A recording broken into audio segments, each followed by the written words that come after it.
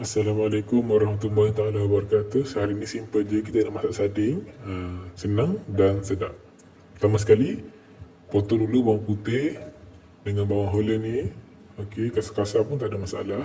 Lepas tu kita gorengkan kita punya kentang, bagi ada lauk sikit dalam punya sarding tu. Lepas tu dia dah masak kentang tu, kita asinkan minyak sikit, boleh tumis kita punya bawang.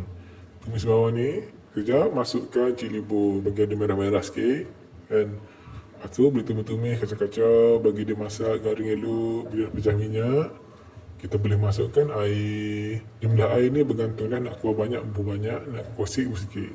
Lepas tu perosakan dengan sos cili, sos tomato, dan tunggu dia sampai dia menggelegak. Kacau-kacau. Bila dah menggelegak macam ni, masukkan kentang kita goreng tadi. Dah menggelegak lagi, masukkan kita punya sardin. Dah siap. Macam tu je, senang. Tunggu dia mendidih macam ni kan. Dah boleh angkat. Nak tambah cili powder pun boleh. Dah boleh hidang tu isteri jus.